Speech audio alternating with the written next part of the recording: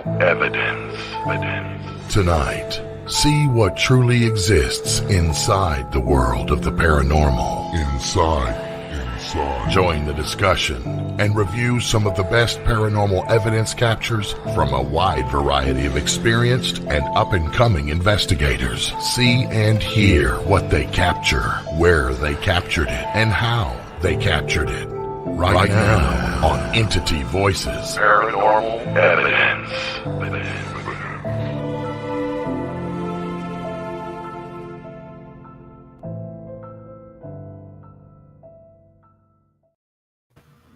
Hello, everybody, and welcome to Entity Voices Paranormal Evidence. My name is Chris. I'm Tony. I'm Cherie. I'm Lourdes. I'm Ron Allgood. Because somebody has to be all good and you didn't say it. So this week it's me. Sorry. Today We're missing one. Where's Audra? Audra is not feeling well. She will be back next week. Unfortunately, she's across the hall in bed. She's not doing well today. She stayed home from work, and unfortunately, she's not feeling good. But she'll be back. She was kind of disappointed, but she hasn't been out of bed. Soon. Yeah, she'll be fine. It's not a tumor. It's not a tumor. All right. Well said. Say that again. He said, well said. Well said. Well said. Not a tumor. All right, guys. So I hope everybody had a great Father's Day for those of you out there that are fathers. Right. And some of you fathers that are mothers. Happy Father's Day, belated. Hope you guys had a good day. Hope you got spoiled. Tonight, we got a really awesome show. We've got Pamela and Steve Barry, owners of the Gettysburg Ghost Exchange in the 1912 Hoover House. Pamela began dictated paranormal investigation in her 30s. Sorry, guys, I'm reading. I'm half blind. When she moved to the Gettysburg area. Since then, she has been conducting studies of the battlefield. She then compares the paranormal activity she captures on the battlefield to the actual battle occurrences that took place. She is also a certified Reiki Master, a trained spiritualist, healer, and educated in Lily Dale. She is an investigator with the Paranormal After-Party TV Show and has appeared on, if you're in the Pennsylvania area, Fox 56, Fox 43, the CW, Mynet, and also featured in the Gettysburg Life magazine, Celebrate Gettysburg Magazine, and Paranormal Underground Magazine, Volume 10, Issue 5. And make the best damn waffles in the country. Delicious. So Steve had a near-death experience in 2015. Welcome to the club, Steve. Crossed through the veil and came back. Since then, his communication with spirits has increased significantly. He uses an array of paranormal equipment in his search for answers. You may also have seen him in the Pennsylvania area on Fox 56, Fox 43, and the CW. So tonight we've got some really good evidence from those guys. Some of that stuff was when Ron and Lourdes were down visiting those guys. For those of you that don't know, the 1912 Hoover House is also a B&B where you can do paranormal investigating. So. And we were just there. Go ahead. Go ahead. I was saying we were just there a couple of weeks ago with them. We've participated in, and we will again this year and the following year, the Gettysburg Battlefield Bash. They are two of the best expo promoters. They bring the best people together. It's an amazing event. And from a personal side, we love them. We spend time with them when we can. We realized when we were there recently that we need to go more. Just really, really good people. This is an example not just in how to do or be a paranormalist, but how to be an amazing human being. These are good people. Awesome. Yep. Fantastic. And this is what Entity Voice is all about. It's not just about bringing on names that you know. It's also about bringing on people that you don't know that are deeply involved in the paranormal community, introducing you to them and some of the evidence they've captured. So let's go ahead and bring them in. Here is Pam. It looks like Steve's still running a little late, but here comes Pam. Hi, Pam. Hello. Hi. Welcome. Thank you for being on. Absolutely. Steve will be here in a few minutes. All right. So let's start, Pam, by, since he's not here, you get to go first. Okay. Why don't you tell everybody watching what got you hooked on the paranormal? Well, I've been involved with spirits since a child. My grandmother and I would decide if we were going to play with the Ouija board or have a seance on the weekends. So I just really thought that everyone was raised speaking with spirits. I didn't know any better. I've been involved my entire life. Awesome. Did anything happen to you that got you deep into it, or just because? Yeah. The first thing that I ever saw was on the Constellation in Baltimore, at the Inner Harbor. I saw a man, and he told me that I could get into his bed, and I can still remember his attire. I remember everything about him. Long story short, I got in trouble, and my mother yelled at me, which was very seldom. And then a short time after that, then there was a person in bedclothes at the bottom of my grandmother's bed. Wow. So I've been kind of, visually, that's far and few in between for me. I work on vibrations and energy. But, time to time, I do connect visually with spirit. I am not a psychic by any word of the, I'm not psychic. I'm a healer. Completely understand. Yeah. Here comes Steve-O. Here comes Steve. Yay. Yeah. There he is. There he is. Welcome, How you Steve. doing? Hi. Welcome, Steve. So, Steve, I asked Pam, let's get your scoop on it. What got you involved in the paranormal? What hooked you? My mother did back way back. She used to work for the Audubon Society, and there was a ghost called the High Point Ghost in New Jersey, up in High Point, and actually someone came in with a picture of that ghost, and we just started doing investigations, her and I. Yep. She used to do grave rubbings, stone rubbings, where they put the paper, and we were in a cemetery way back in the woods. It was abandoned, and the contest she was in was whoever got the oldest date would win $100. So she's like, this has got to be the oldest cemetery. Went back there. She did a grave rubbing of the oldest date, and while we were in there, she heard "Get out." And she goes, "Did you hear that?" And I said, "Yeah, I heard that." And we're in the middle of nowhere. Wow. So yeah, that's how we got started. That's fantastic. That's Well, awesome. actually, a good question for both of you, because we talk about this on the show sometimes. Everybody has, with stuff that's supposed to be spooky, that fight or flight possible response. And people who do what we all do didn't fight. We fought through it. We fought ahead. We moved into it and let curiosity take us. Why do you think that was what you did? I've never been frightened of anything, especially now. Since about 2015, nothing bothers me no more. Because that's when I passed. I passed away in 2015, so one of the lucky ones. I'm back. I had to pay the good years to send me back. Cost me a lot of money, but. So I know we're probably going to have a lot of questions. What did you see, Steve, when you crossed the veil? Oh, He has an you got amazing about story. 3 hours. He has an amazing story. Can you condense it to about 2 minutes? Yeah. Well, I'll tell you what. When you pass away, your heart stops. The best way to describe it is: you ever sit down in a chair and you get up too fast and you feel like you're going to pass out? Yeah. You ever had that happen? Well, you pass out. Put it that way. You feel that rush come up the back of your neck, and it comes right up to your forehead, and there's no stopping it. So I was laying down, and that happened. Passed out. So to make a short story, and 2 minutes long, I passed away in the ambulance when they got it. For one, it happened on April 1st of 2000. Everyone thought it was April Fool's joke at first. I was in an ambulance. They came to the house. There was a blizzard that day. About 7 inches of snow was already on the road. Whiteout conditions. My daughter called the ambulance because I was turning blue. And her phone dies because we were like in a holler. So we were like in this man between mountains. So the only thing she got in when 911 answered was 911. She goes, "My dad's having a heart attack." And they go, "Where are you located?" And she just lost the signal. So she's panicking now, and she's trying to call the ambulance, and she couldn't get through.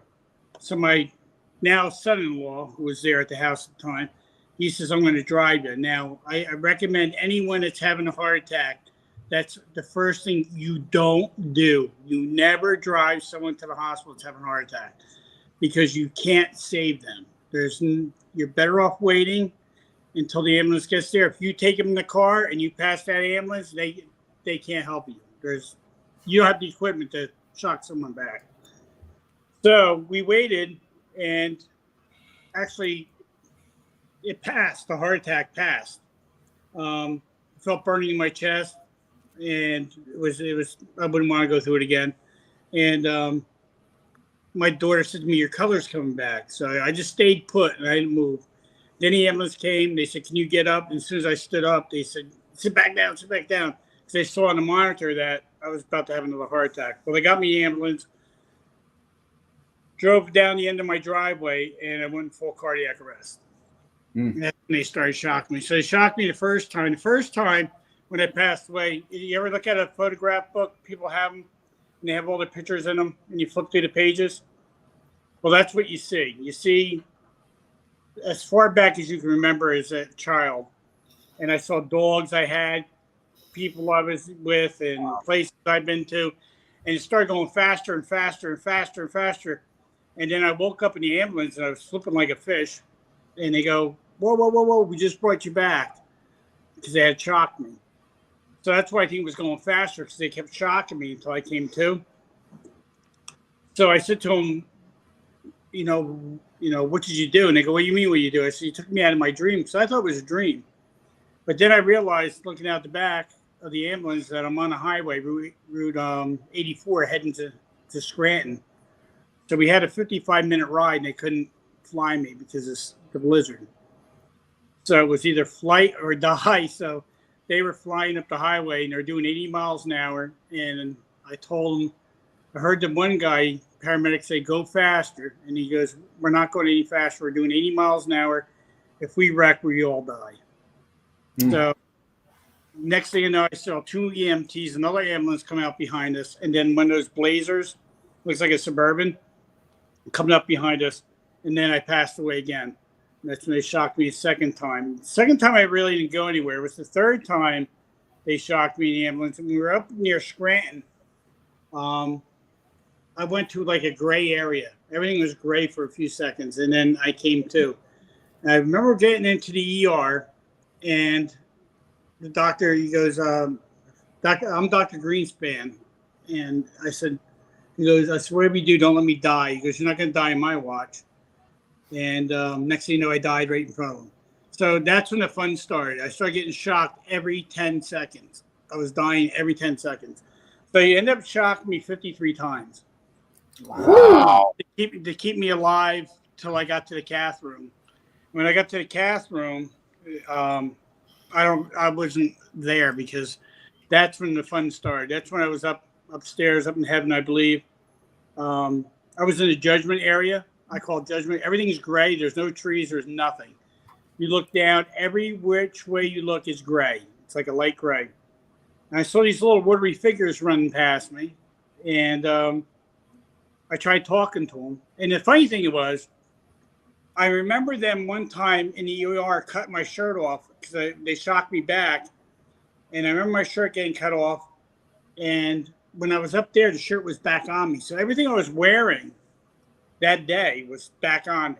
Wow. The weird thing was the watch. My watch band was on me. The watch itself was there, but there was no time. There was no arms showing you time. No numbers. You saw skin. So you only saw skin. So there's no face to the watch. So there's no time up there. This never existed. This whole life never existed. You don't have no memory of it. You know who you are, but yeah. Well, they froze. There's somebody. What is that? Can you guys hear that? Can you hear that? No. Wait. No. There's. I got somebody crying in the house. Is that someone crying, or is that a fan or something? I don't know. I'll be right back. Go walk around. 'Cause Oh my it God. sounds like something. Oh, I know what it is. No, come back. It's rotisserie. Oh my God.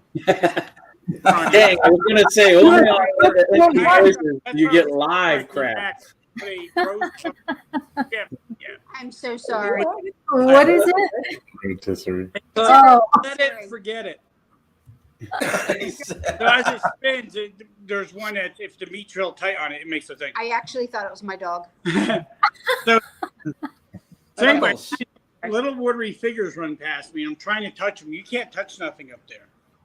They pull away from you so fast. If you saw the movie The Abyss, Yeah. you'd see these little watery figures in the abyss. But that's what they look like. They look just like watery figures. Wow. So you try to touch them and you just go. When you walk, you ever skim a stone? Yeah. It makes those rings.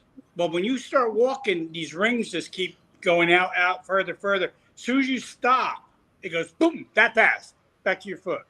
So it's almost like you're walking on water, but you don't splash or nothing. So I tried talking to these kids, and I said, talk to me.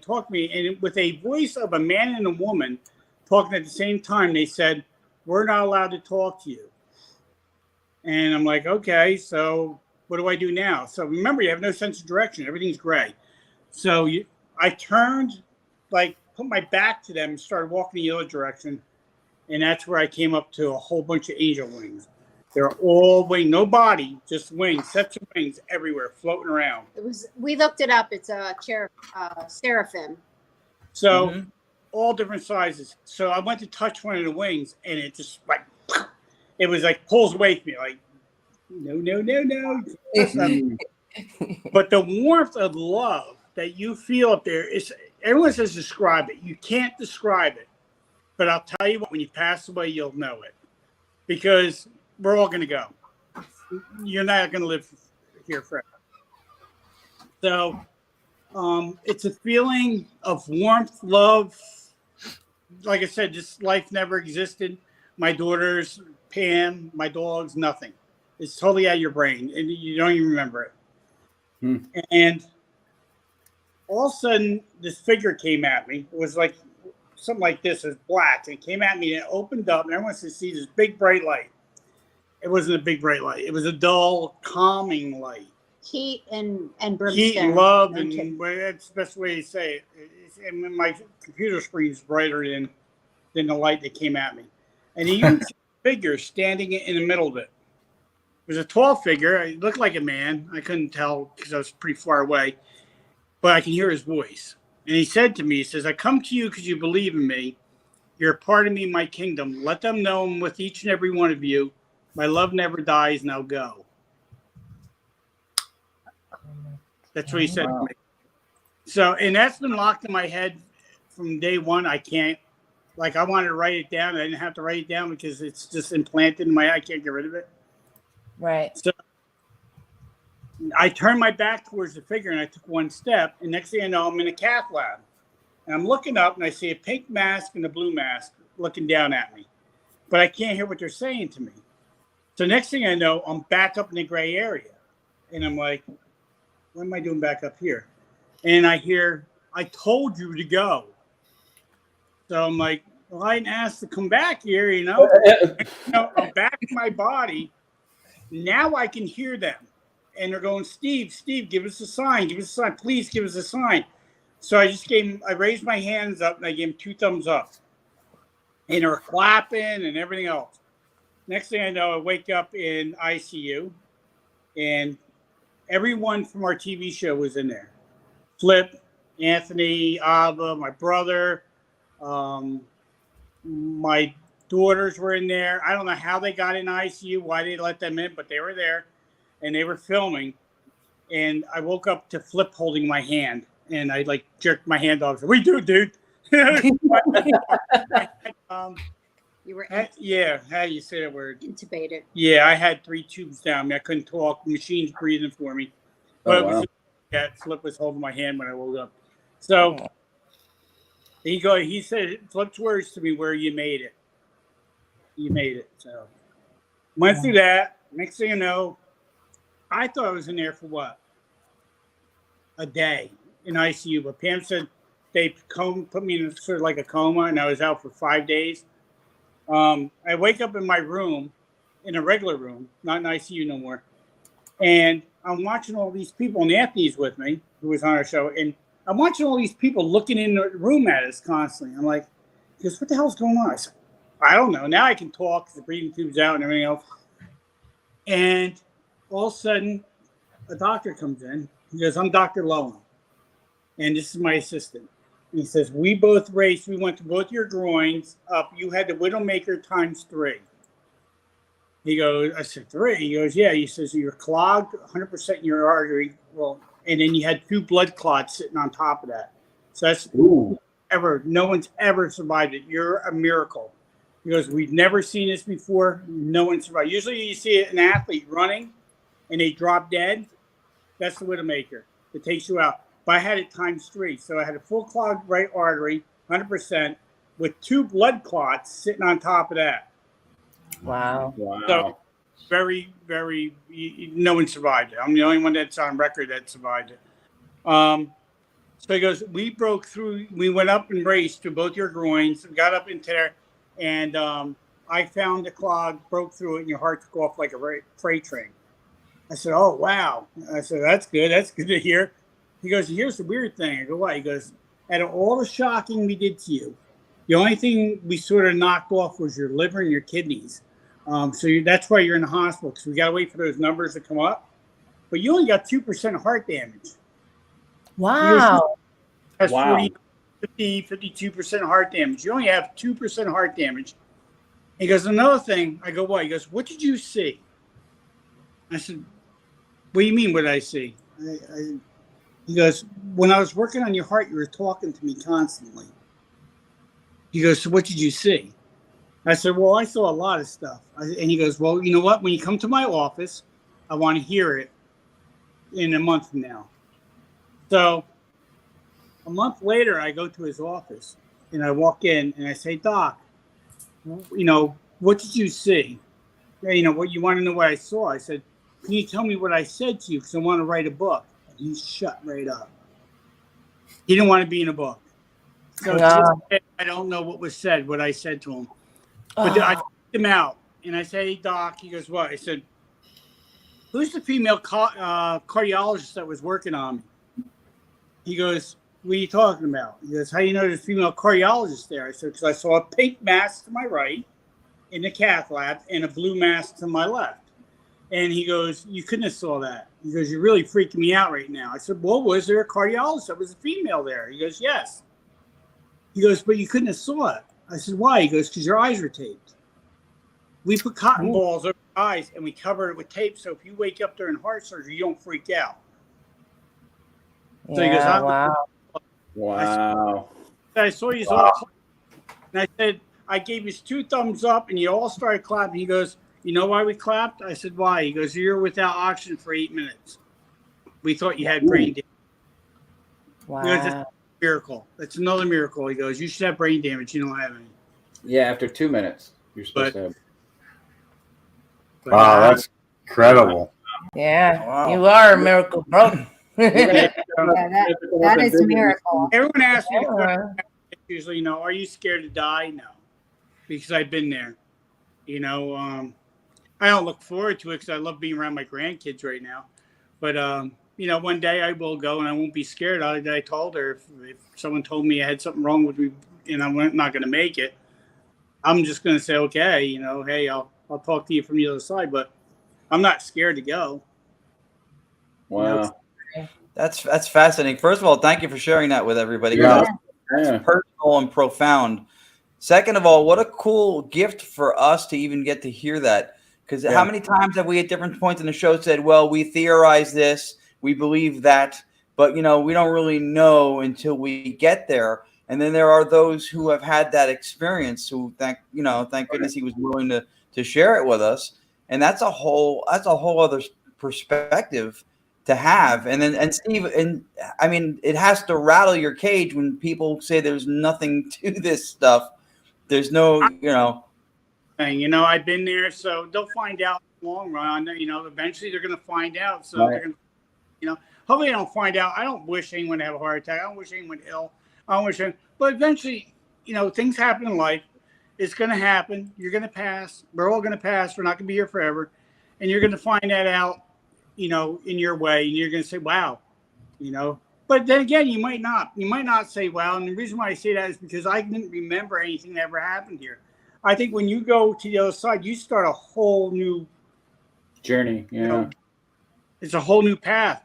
So you know who you are. So the good thing about it is your identity stays with you. I know that. I don't know if your name, but you know who you are. Your energy. You do have a soul. Everyone has a soul. You know, that's one thing I learned. Don't play with your soul, because I know that's what was up there. As you know, my body was left behind, so it had to be my soul. So you're all energy, and you can't kill energy. You can't. You just move on. You move on to your next life, wherever your next journey is. What happened. I guess I wasn't ready, and they had more plans for me here, and I was sent back because I got that message. And I've said that I've been talked to by a lot of pastors and priests and stuff like that. And they come to the church and please say it for us. I want the people to believe more, you know. And I didn't make that up. Who could make something up like that? When I actually woke up in ICU, I asked for a pen because I thought I was going to forget what was said to me. And the nurse told my daughter, he can't have a pen. He can't write. And she goes, if my dad's asking for a pen, he can write. And I wrote on the paper angels to her, and she has that, should have that paper to this day. Hopefully she still has it. But that's what I handed to her. Yeah. And she goes, I couldn't wait. You know, here it is. Yeah. Wow. Fantastic story. But I think they gave me all that power when, you know, waking up in ICU, tubes down, you can't talk, but they gave me the ability to still write. I mean, usually, and I was drugged to the gills, they said. So, I mean, Pam came in. This is the funny thing. She comes in. Pam has a problem with playing with buttons. All right? So That's not good to do with a heart patient. Pam, a miracle. In a blizzard, Pam found out. I called and we told her that I thought I was having a heart attack. And she told my daughter to call 911 now, right now. Pam was in Gettysburg. She drove up in a blizzard on highways where trucks were pulling off in a PT Cruiser and made it 3.5 hours. Didn't know if I was going to be alive when she got there. And when she got there, I had just woken up in ICU and everyone was in there. And she come walking in the door not knowing if I was going to be alive because she couldn't get hold. Wow. So, yeah, so she comes in and she leans on something or plays with one of the buttons. And these bells and whistles, never forget it, start going off. I'm like panicking because I got tubes in me. And I hear all these things going. And Flip goes over and gets up and he hits something and it went right back off. So I don't know what she hit. But what's this do? Yeah. I know. But remember the lady coming in. They said, you all have to leave, and except for you.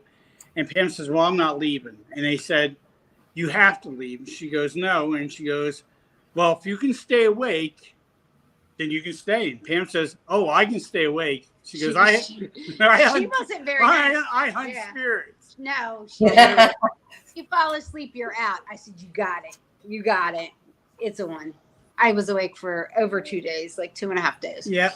And they gave her a chair. Eventually they let her sleep, but it was pretty funny. Wow. And she's like, oh, you're on. It's like. That's a great story, though. Yeah, it's a fantastic story. Audra and I are going to have to take a trip up to see you guys and have a little discussion about my heart attack. Absolutely. Not as severe as yours, and I didn't cross the veil, but man, I sure felt like I was getting pulled towards it. So in 2021, New Year's Eve, I almost had the same thing happen again. What they did was they took me off the blood thinners too soon, and now they decided to keep me on them for good. I was on Brilinta, and they took it off. And that stopped when they did such an emergency surgery on me, they put an unmedicated stent in me. So that could clog at any time if you don't take an anticoagulant, which is like Brilinta. So that happened 5 years later after, eating and stuff like that. It clogged. And then what happened was it was New Year's Eve the 31st, I had gone to the hospital 3 times already. The 24th, Christmas Eve, the 27th, and the 29th. And every time I went to the hospital, I said, I can feel my heart stopping and then building up and then kicking on again. And they said, oh, we took x-rays, go home, you're fine. Okay. On the 29th, I refused. Well, no, it was the 31st. I said, get me to the hospital, something's wrong. I went there and I refused to leave. And the ER doctor looked at my file and goes, everything you went through, I trust you. And I had to wait. And they put me on these thinners.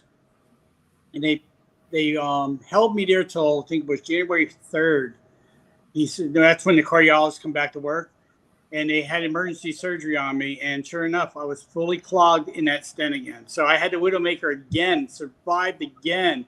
But they caught it just another 48 hours, you wouldn't be here.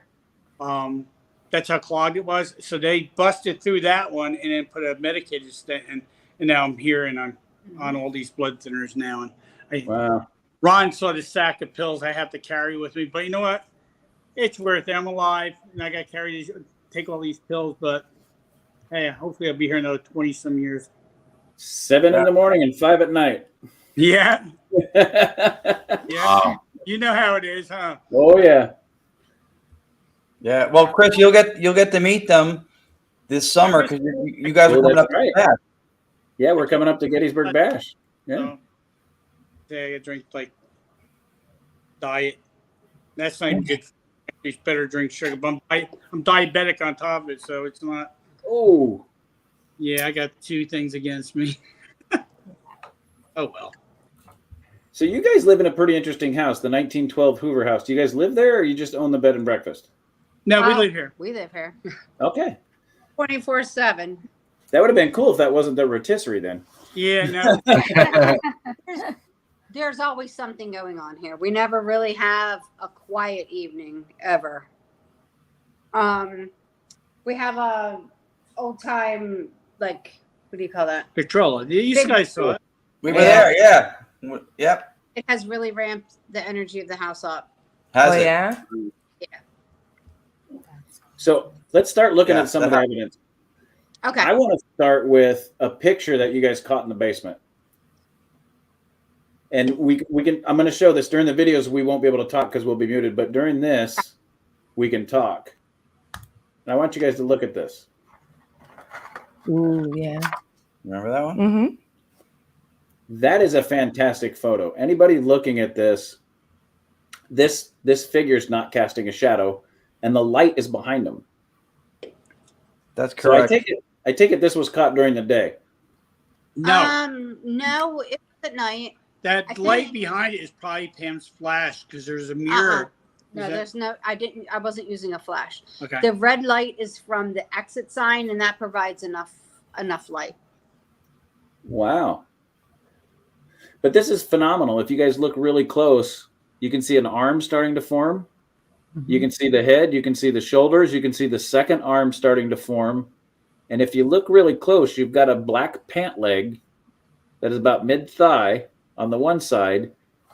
And if you look really close, the opposite side is slowly starting to form in the picture. It's hard to see because you can't zoom in on it. I zoomed in on it and really looked at it before the show. Yeah, you can't zoom in on a StreamYard, but when we were there, they showed this picture to us, and we did zoom in on it. And what's really, really bizarre is that black conical-like shape that is underneath the apparition. It seems to stop just before the belt line as the torso goes down. That little, looks like an upside-down tornado. That's coming out of a black, misty kind of a mass that's floating along the floor, I guess, and it's coming up. Oh, from wow. that. Mark Net at that picture too, and Mark said the same exact thing you just said. Because it looks like That's what it looks like. Hey, So Chris. Yeah. If you hit the photo again so it goes away, find it on your computer and then hit share screen. Then you can zoom in because I gotta zoom in on that.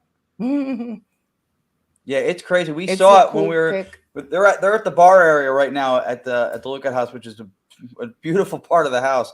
And we sat there with them and we saw that picture. and we probably couldn't talk for a few minutes. We were just like we were trying to pick our jaws up off the bar. I can tell it's there. I just where I can't am. see that. I need to have that zoomed in on. It's good. There you go. There you go. It's creepy. Yeah, now you There can you zoom. go. See it? Wow, Yeah. and that black mist at the bottom is not technically touching the floor. Well, You know part of it, right? It almost looks like it's coming out of the ground like roots. It does. You're Yeah, right. yeah. I never noticed that before. Yeah, you're Yeah. right. Wow. Wow. That's a phenomenal capture. And we stood right in that same And area look, and then it goes. where Well, that and is. here's the most phenomenal part about this photo is zooming in on it, it doesn't pixelate. That is No. a phenomenal picture. Look at that. That's But crazy. if you look, now you guys can you see the hand moving? You can see fingers almost there. Yeah. Individual Yeah. fingers, almost like they're together like that.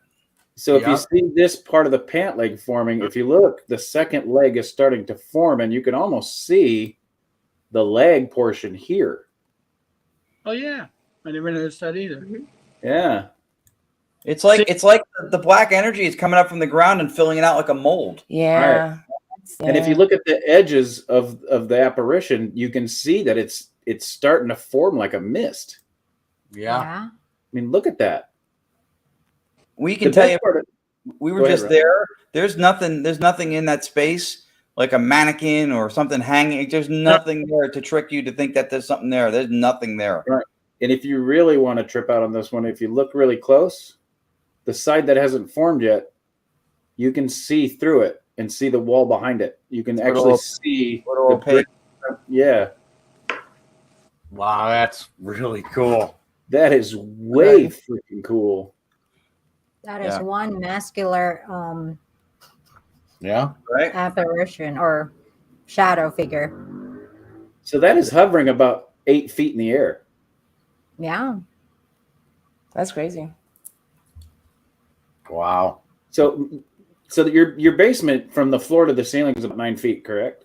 Yeah, Yeah. So that's hovering about a foot below the support beams right there at the floor where all the piping is. yeah. That's about 8 feet in the air. Yeah, at least. Yeah. His head's almost hitting the pipe, or is hitting the Right. pipe. Yeah. Right. Looks like it may be going up through. I don't know. That is a phenomenal catch. Yeah, that's really cool. And one of the most bizarre things about it is that conical shape of black energy know, or it's mass so coming from the weird. floor like roots. Because we've seen different versions of shadow figures before. I have one from the Queen Mary. I've never seen anything where it looks like you caught it manifesting, like it was forming. Like it was Yeah. coming from the, and then it just, Yeah, yeah. I've not seen that before. That's this crazy. Now here's the biggest question: did you guys see it with your own eyes, or you just caught it in the photo? No, Nope. no. We were Wow. doing EVP session, and we keep getting things talking about the black floor. Wow. There's that floor is painted black. It's like a matte black, but it's been painted for years and years, and it's all chipped up. And I said, I didn't connect it at first. And I was like, oh my God, that's a black floor there. So that was a speakeasy during Prohibition, the basement. Yeah, there was a bar down there at one time. Yeah. Oh wow! You know what I just noticed? I know what Steve's talking about now. That's glass, isn't that? And behind it. That's several mirrors that were taken out off the walls here and just laid up against a pallet down there. Okay, so everybody watching that doesn't know, in my personal life, I have been in windows and doors for my entire career for almost 30 years now. And what you're catching here is the flash going off on the camera when she took it, or there's a light coming in from the opposite side. And when glass or mirrored glass does a reflection of light, it magnifies the light anywhere from 10 to 25 times. And that's not an exaggeration. So you're getting a 10 to 25 time magnification of light off those mirrors sitting behind this figure. Anything that would have physically been there in front of that magnification, you can see it reflecting on the ground right here. Mm-hmm. Anything that would have been in front of that was a physical being would have spit it out, Chris, would have cast a shadow past this door sill Gotcha. Okay. because of the magnification of those mirrors. Yeah, and for the record too, that she had said that there was no flash used, so there's probably basement lighting around the corner, right? That's Yeah. what it looks like. Yeah. Sign that's lit up. Yeah. That's why. So if Right. if it's lighting that much on the floor back here, let me guess, that's about a 60 to 100 watt bulb. Probably is inside of Yeah. it. There's actually 2 bulbs in it. Okay, so there you go. So even if they're just 60 watt bulbs, that's 120 watts of light reflecting off this mirror image here. There's no way anything physical would have not cast a shadow on that floor. Yeah, the exit sides are very bright so that if there was fire, you can see it through the smoke. Right. So that's why they're so bright. That's amazing. Yeah, that's a freaky cat. Mhm. That is awesome. You know what's even crazier? We slept in that building. A friend of ours, Kara, right? Yeah, but in the doorway, she had a picture. Yeah, right in that It was doorway. to the right. It was of to it. the right. Yeah, right there where you're at now. Her head was there, and she's got looks like a little boy standing behind her. I didn't have that photo to get it from her. Her back would have been her right hand side her shoulder would have been, she was like this, so her shoulder would have been there. Back. Yeah, Steve. She was back. yeah, but still, I'm just saying that the In figure that was general. behind her, Yeah. but it was in the same room. Mm-mm. So it was, So where you caught that photo, that's the original portion of the basement, right? The portion on this side where the exit light is an addition. all right. Pam says she running within there. He's talking about a completely different. Oh, okay. But in this photo, where you caught the apparition, that's the original. You can tell by the dirt walls in the background, and then you can also tell by the it's about 6 to 8 inches thick jamb on this door. Mm-hmm. Yeah, so this used to be an exterior wall. This is now an addition to the basement, correct? No, I think that No. wall now that's part of the original building. That wood was put in later on for like a barn look when they had the bar down there. There's like a wooden door that opens up on that with a big latch. I don't know if you can see it in the picture. I think it's off I think it folds off to this. Right over here. Yeah. Okay. Wow, that's a phenomenal Right there. chair. So yeah, I could talk about this one for the rest of the show, guys. This is fun. yes, that door was actually added. There's an archway on top. You can see the archway. Right. Yeah. So they made a big wooden like dungeon door for that. That was probably made in the 50s, 60s. That door. You had to have a secret knock to get through that thing. Yeah. That is a phenomenal catch, you guys. That's yeah, awesome. bar in the first place. What is going? Oh, share my screen. Sorry. There's 2 bathrooms. Why did this thing go away? The mules, the other one's yeah. Awesome. That's really cool. So we also have a couple of EVPs that you guys. So this was So I'm looking at the one that says Hoover House on Good Friday from the clip that you sent me. Mm-hmm. That was Where up was in- that one caught? Both of those clips were up in the Holzer suite. Right above us is Ira Hoover and his daughter both died of cardiac thrombosis, 13 years apart in the same room. Wow. You know, give me a second. I forgot to share audio. I was just gonna say that. Yeah. We also Pam, we sent them in a couple of clips. I was going through some of the direct radio voice stuff we did. I wanted to get more of this one from the Hoover House when Steve was asking for the name of who was coming through. And then the other 2 were from the antique store down the road. Perfect. And we wanted to talk a little bit about, after this stuff, about the experience we had with the young lady and the contact she made. That was really profound for us, I know. Okay. So this one is the Hoover House on Good Friday. I'll go ahead and play it, and then you guys can talk a little about it after.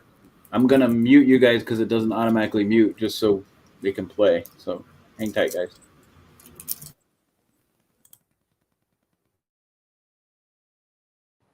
Is there something important that you need to tell us? An important message? I got the word Lord. Laid in a tomb. Laid in a tomb. He's laid in a tomb. That they might come. That they might come. That they might come. That they may not come.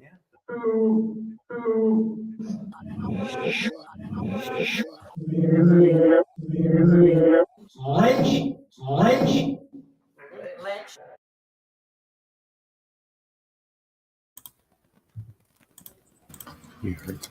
Wow, that's phenomenal. What were you Did guys? it say God bless you? It says God bless you. I didn't hear that. I heard why me. No, at the first, the very beginning and also at the end. Play it one more time, Chris. Okay, hang on. Sorry, I'm I just shut it all down. I'm sorry. Oh no, you're okay. Just I'm not gonna mute your mic, so.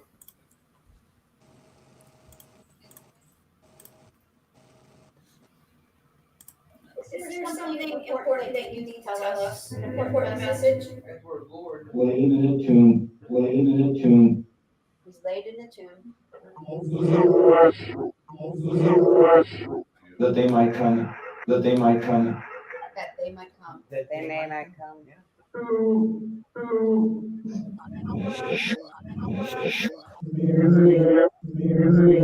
Lynch. Lynch. Bless you. Damn. Wow. That's What were you guys using? What was it? That was it was Phasma Box running. Phasma box? Mm-hmm. Yeah. I don't think I've ever gotten such EVPs that were so intelligent before, especially like when it first started talking about Easter. I was like, what? Because we weren't really going in that direction, but the EVPs insisted on going in that direction. Yeah, they were naming the angels. It started naming archangels, and I'm like, what in the heck is happening here? Wow. Yeah. For people who don't know, Phasma Box is a Windows-based communication ITC app, and we've seen people have good success with it. We have. So those who are skeptical about apps, you know, if spirit can manipulate electronics, that certainly qualifies being a device that is electronic. And I do hear God bless you. I do hear it. Yeah. Yeah. And this was caught on the second floor of the house?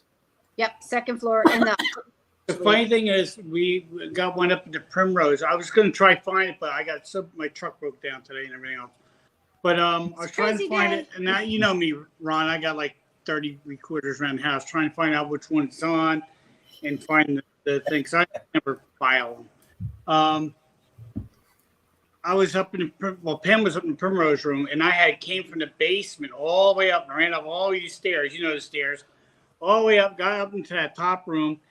And she goes, someone's in this room. So I started doing an EVP session, and I had on my recorder, and I'm sitting in a chair, and I asked a couple questions, got nothing. And it was funny. I hit it back on and started recording again. I said, you know, the last recording I did, I can hear my voice.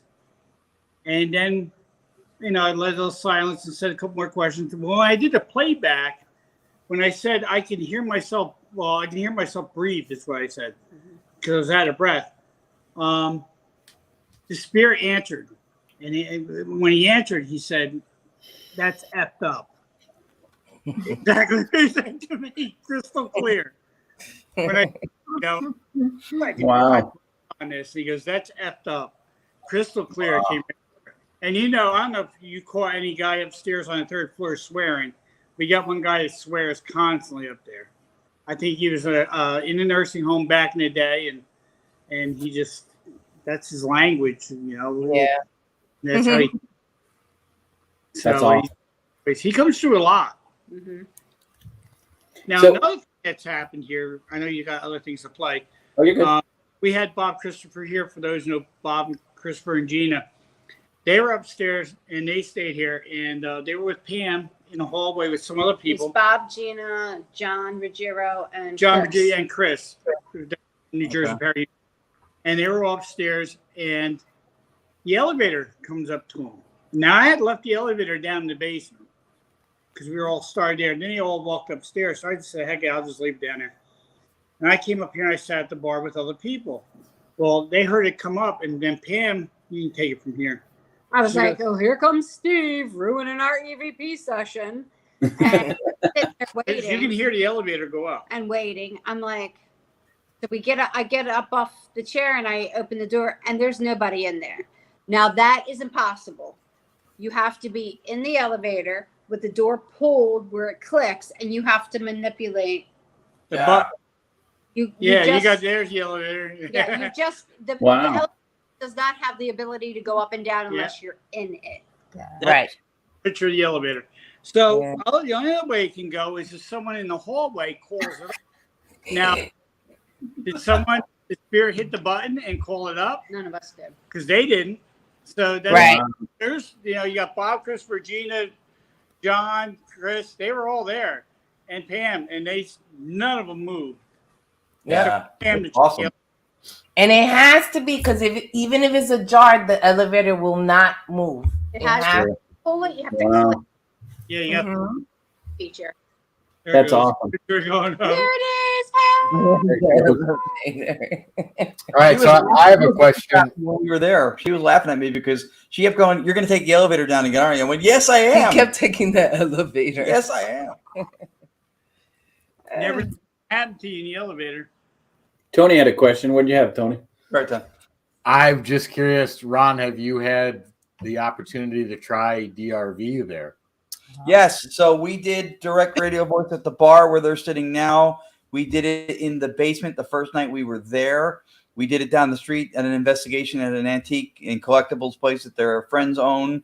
I haven't gone over all of it yet. There's one of the little short clips I sent in for tonight was from the bar. And I haven't even had a chance to bounce this off Pam and Steve to see if the name that came through was somebody that they might have known. Because Steve was asking for a name. Somebody was talking. They kept saying Steve.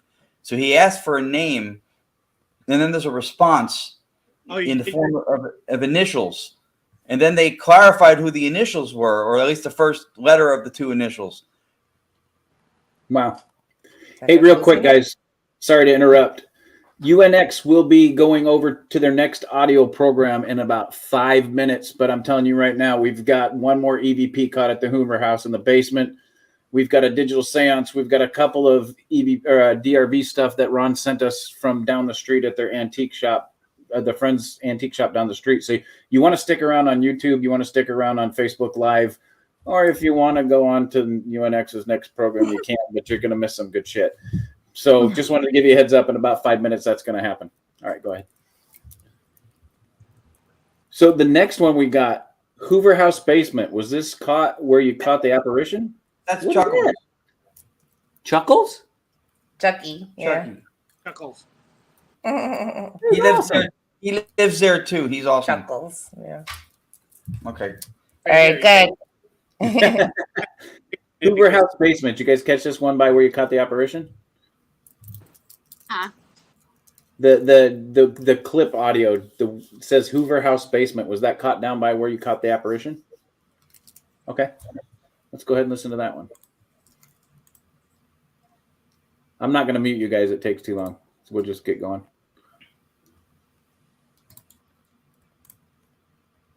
Here we go.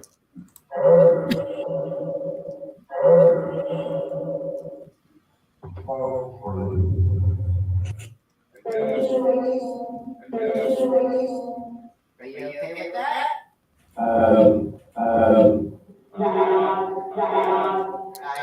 Okay. Let's say Adam. Wow, you sure did. Interesting. Like Adam. Yeah. Yeah, I heard that too. Yeah. Yeah, Very clearly. that was pretty cool. Box, right? That's Phasma box. Yeah, sounds like it. Mm-hmm. That one was quick. Let's listen to it again.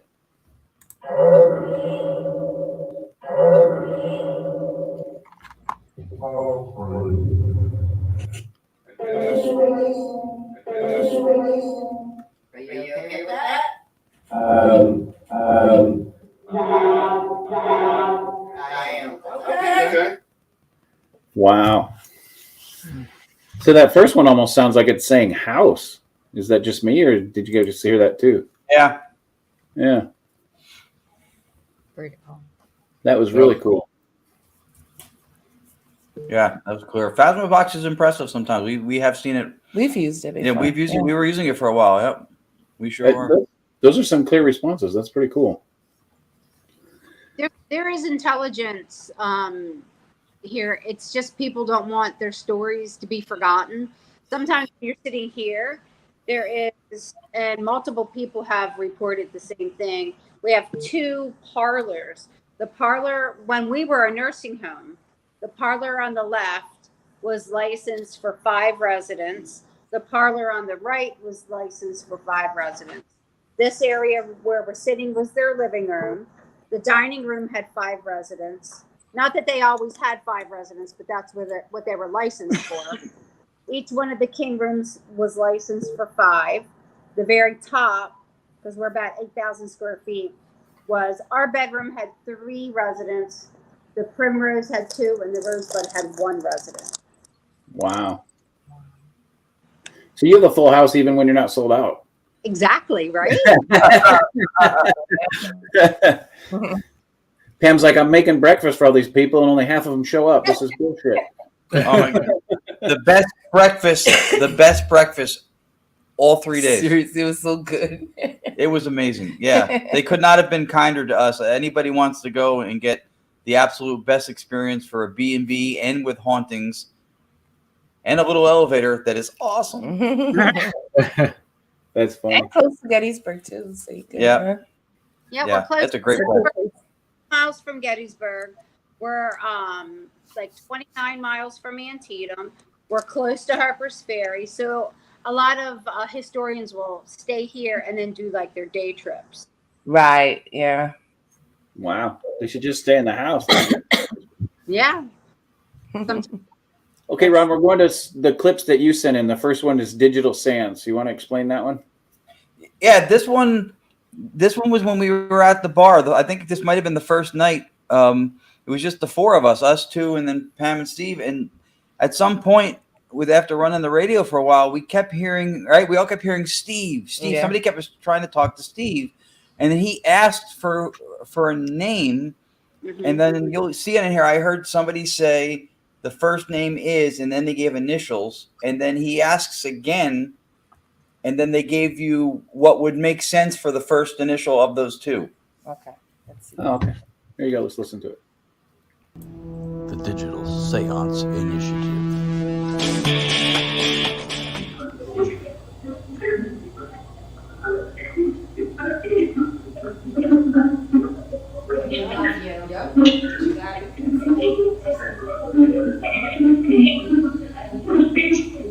Who are you? Tell me your name. You sound like say your face. I miss your face.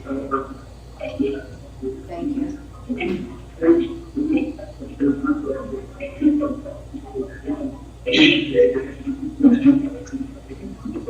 Tell me your name. The Digital Seance Initiative. Yeah. Now, if that would have ended with Rathman, I'd have shit myself. I didn't know if Anthony or AJ was somebody you knew. AJ would be Ollie's. He's still alive. He's still alive? Yeah. I'm almost curious if it's related to the Adam on the first EVP that we showed. Yeah. Possibly. Possibly. Can you play it one more time, Chris? Because there's something I want to re-listen for. Yeah, here we go. The Digital Seance Initiative.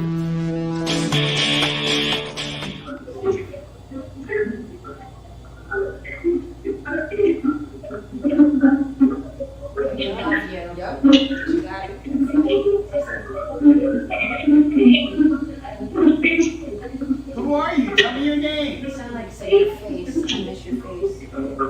Thank you.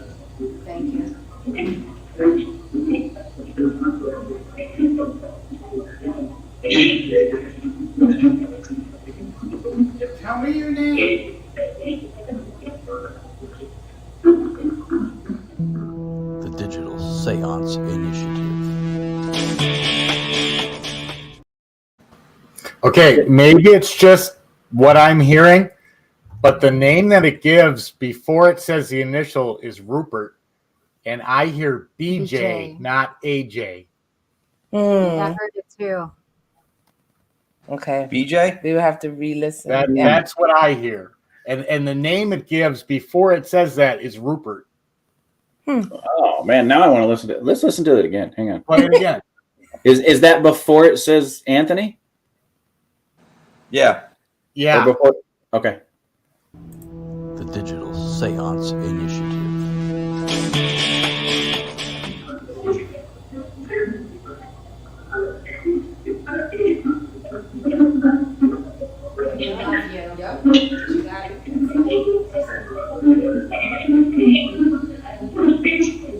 Who are you? Tell me your name. You sound like say your face. I miss your face. Thank you.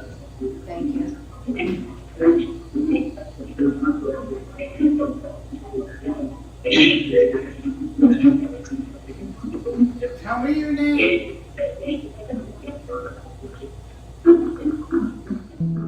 The Digital Seance Initiative. You're right. I heard that. I heard I don't know for sure, but I mean that's what I'm catching off of it. But yeah, you know what, Rupert? It's three different voices. It's three different men. So It's the three- Anthony it's was three a different different voices, voice with yes. Rupert. Yeah. Wow, that was awesome. Everett, the phonic alphabet. That was pretty cool. Yeah, I heard the Rupert. I actually heard it more than once. I think I heard it at least it's twice. Yeah. I heard it twice. Yeah. But the most intriguing part was it was three different voices. I don't either. But you know, Well, the most impressive part is that it's phenomenal intellectual conversation that's answering the questions that are being asked with timing and relevance. That's the amazing part.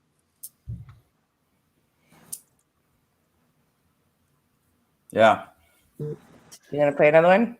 Yeah, let's play another one. So, Ron, you said these were down the street with Steve and Pam at one of their friends' antique shops? Yeah, we set up a little direct radio thing in the back, and we had a nice little group of people sitting around. It turned out to be, for us, really meaningful. Like, after we were done, I had to walk outside, not for anything bad, but just because I almost felt a little bit of a drain. It was profound. It was emotional because it was a young girl who was, how old was she? 15? About 15, yeah. Right? Right? Yeah. And she was asking questions about her grandmother, specific things. What TV show did we watch? And her name was Haley, and it kept saying Haley. And then when she asked about the TV show, it named the show. She heard it, and she'd never even heard of the show before. So power of suggestion and hearing what you want to hear is out the window, because she never even heard of the show before, but she heard the words Dr. Paul come out. Yeah.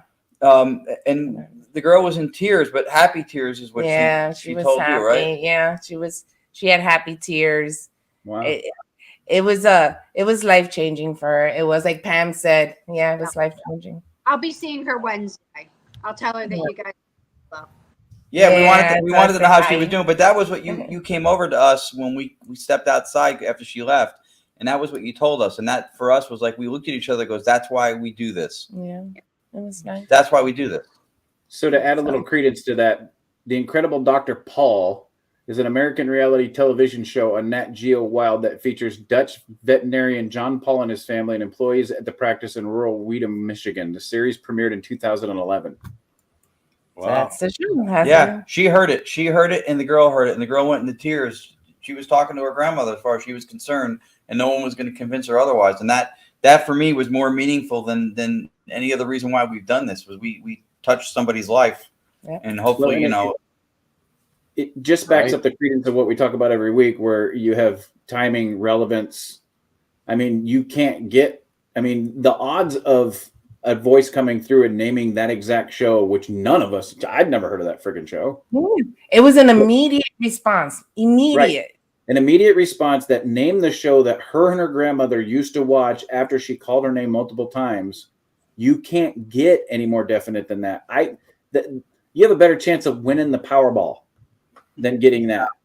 So for the record, we're gonna have that clip on a future show. That was one of the reasons why I was reviewing the audio that these next two clips came from, because I was looking for that moment. I forgot on which file it was, so I went through those first because that moment was so meaningful.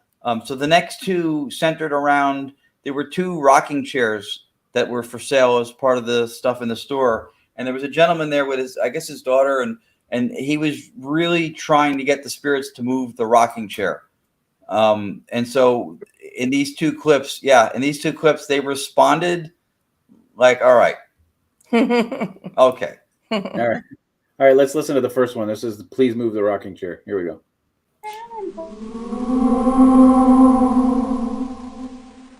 If you want us to put it back, please move the rocking chair.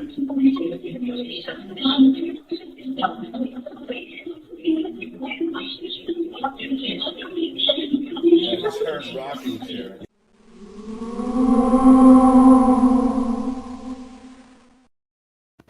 That was great. Yeah. That was great. You did the best part about that is not just the intelligent responses you were get, the attitude with it was Ron. And it was that East Coast attitude with that Pennsylvania accent. Did you hear it? That was phenomenal. So what's up with the rocking chair? Yeah, what's up with the rocking chair? Would you please stop? And the next one, Can't Move, Stop Asking Me. Here we go.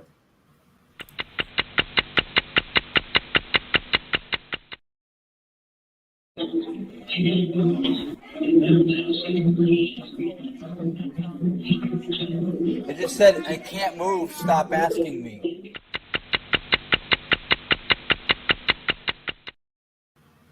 That was great. That was awesome. There. Yeah. So that picture was not from the place. The first one was the setup from the place. I just wanted to use a different picture. I threw those together really quick. But yeah, that's what I heard. I heard it saying, I can't move it, stop asking me. Wow. So Pam and Steve, this was a friend of yours antique shop. Where's that at? So we do investigations periodically out of that antique shop. It started to just help the store, after COVID, everybody was really slow. So we just went down there, and then so the money, helps the antique store. It's right down the street. It's called Jess and James's House of Goods. Awesome. It's in Waynesboro. Yep. Waynesboro, Pennsylvania? Yep. Yeah. Awesome. I'm sure. In the fall, we'll be going There's out. a lot of places here in Waynesboro that are haunted that we're finding out from shop owners. We're going to eventually get into. Yeah. We're breaking the slate right now, so we're opening a second store over here. July 1st should be opening. So as we get to know the owners and That's everything. fantastic. And for people watching, that's a great way to help the community like Waynesboro is to get, not only do you get people into those shops to help them buy the merchandise that these owners have for sale and they're trying to make a living off of, but they also, you get the people in there looking for the activity, with the paranormal involved too. That also helps them, draws the crowd in. You get the paranormal activity, you get to have an experience, you get to record something. At the same time, help those shop owners out. They need it, especially in small towns. I mean, they need it. True Americana right there. Let's get in those shops and help those guys out. Yes, true. All right, Pam and Steve, this is the time we allow shameless plugs. And you guys have all the time that you guys want to plug anything you want. All right, so Gettysburg Ghost Exchange. Like Steve said, we'll be opening up our new store here in Waynesboro. It's at a historic location at the old house. So it's down at the other end. We'll be putting all that stuff up. We are the largest paranormal equipment store, brick and mortar store on the East Coast. We sell everything from red pods to static to night vision, voice recorders. We sell a whole gamut of things. Then the historic 1912 Hoover House. We are a bed and breakfast. Oh, okay. Well, you can tell them. We're a bed and breakfast. People investigate and stay with us. And then Steve? We're going to be doing ghost tours and history tours here in Waynesboro. So Nice. Nice. They were here years ago probably say 15 years ago, 20 years ago. The guy that ran them got a little old. He just decided not to do them no more. When we moved into the Hoover house here, he came over and said, "Hey, I heard you guys are in the paranormal." He had his big box with him. He says, "This is my ghost tour. I want you guys to have it as a gift. And if you guys feel like doing ghost tours, all the information you need is right here." Oh, that's very nice. Wow. We get the ghost tours, but we know which buildings are actually haunted in Waynesboro. Yeah. So we know who to go to now because it's all listed inside this. So Waynesboro was used. It was held for 15 days under the stars and bars in the history books. That's what it says. Wow. So when the Confederate Army was evacuating Gettysburg, some went across Sachsbridge, some came in the direction of Fairfield and Cashtown. Some came in Cashtown, so they were familiar with the roads. They went back that way. Some went past the David Stewart Farm, which is the largest Confederate field hospital. Some of them came up into Gettysburg, generally actually watered his horse in our square, and held Waynesboro for 15 days. Wow. Oh, that's so cool. Yeah. That is way cool. Yes, That very is way cool. cool. Yes. All right. I want to take the time to thank everybody that stopped in to watch tonight. Katie, you're here every week. You need to give Steve hell because he's not here every week unless he's watching. He showed up. There's another Steve, isn't it? He showed up. We should bring He was here tonight. Yeah, He he was here. He said got- hi. Jed Volkman's always with us. Briar from Australia. Thanks for stopping in, bud. We really appreciate that. Everett with Piedmont. Let's see. Who else do we got? Carrie stopped by. Hi, Carrie. Amy Edwards is here every week with us. Kathy Casanova always stops in. Anthony Simonelli, how you doing? All right. Courtney Peterson is with us. Steve White looks like he stopped in for the first time. He thanked Courtney Peterson for sharing. Thanks, Courtney, for sharing our show with us. Rebecca Jackson with Piedmont Paranormal. She'll be with us on the maybe on the USS North Carolina, maybe not. Sorry, Rebecca. Facebook user shows up every week. Hey, whoever that is. Yeah. Hey, Chris, Thank you, Facebook one big user. shout out for the shameless plug should absolutely be the Gettysburg Battlefield Bash, which is what, August 19, 20? 19th through the 21st. 19th to the 21st. We And have please six weeks. tell them what it's for. Tell them what you do. Yeah. Now go ahead. You're good at that. So Gettysburg Battlefield Bash is August 19th through 21st. We raise money to help Pennsylvania Wounded Warriors. We keep our dollars in the state of Pennsylvania. And Heroes for Hire, which is Batman. He has a $150,000 Batmobile, and he takes the kids on their victory laps who have beat cancer. Last year, we raised $10,000. It was split down the middle. Everybody was very much in need. Actually, we raised 12 because he gave 2 to Blackout. To Blackout. This truck here. So especially, from COVID, everybody's donations were down. So it came in just the right time. I can tell you that all of our people that come, our special guests, none of them are paid. They come because they believe in the cause. So, I don't want to leave anyone out. So look on our banner. Everyone comes. They're supporting. We have lectures. We have Ron and Lourdes will be doing a lecture for us. But everybody just comes out of the goodness of their hearts. And that's what we've come. And we appreciate that That's what because we've come without the people coming, Yep. The soldiers wouldn't get nothing. Yeah. The kids wouldn't get the help they need. And So we've got 6 bands this year. We've got a 1980s party theme night on Friday. We have Saturday Bash at the Bash. It's $20 to get in. You get a wristband. It's for the entire weekend. yeah, it's not $20 a day. It's $20 for the whole weekend. All right. Wow. Yeah. And then you lose the car show. You get to We've go got- on a car show and We've got everything. vendors inside, everything from gems to Dunk tank. Mary Kay to, Wow. all kind of stuff. Yeah, Chris and his wife Audra are coming up this year for the first time. They're gonna meet us there, and we've been telling them about it. And so I did not want this show to end without that getting a plug because you guys do a fantastic job with Thank doing you. it, and the money you raise, the way you do it, and for the reason you do it, it'd be a crime to not mention that. That's a huge thing. That would be a crime because I did not know when we booked our hotel that it was for the Wounded Warrior. Yeah. By Sunday night, I don't think my legs want to move anymore. It takes to recover after I'm that. sorry, what were you saying, Chris, about Wounded Warriors? I'm sorry. I did not know it was for Wounded Warrior, which is near and dear to my heart. I'm former military, former law enforcement. That's huge for me. So do me a favor, private message me. Audra and I will be there the night of the 19th, the 20th. We're not leaving until Sunday midday. Perfect. If there's anything that we can do to help out, I would love to connect with you and see what we can do. That's fantastic. All the volunteers we can get, Okay. That's awesome. That's That is awesome. phenomenal. Yeah. We're looking for volunteers to help with that, to line the cars, do the registration table for the cars when they come in, collect the funds, you know. I'm expecting a big turnout of cars coming out. Okay.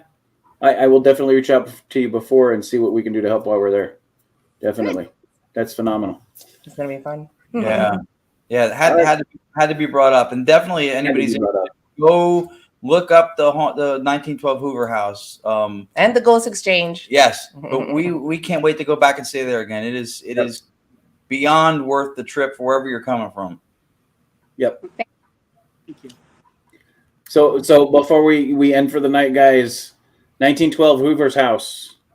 You got the Ghost Exchange, Gettysburg Bash. Goes to kids with cancer, goes to Wounded Warrior. You can't find a better reason to spend your money and go to the Gettysburg Bash. I expect to see all of our viewers there. That's within travel distance. We have all right, guys. Waynesboro, the new building. Yep. Waynesboro, definitely. Get to these smaller towns. Support America at its best. We need it right now more than anything else. So before we sign off, guys, if you want to have the best waffles in Pennsylvania and catch an EVP at the same time, you have to go to the Hoover House. You have to stay with Pam and Steve, and you have to stay haunted. Have a good night, guys. We'll see you next week. Take care.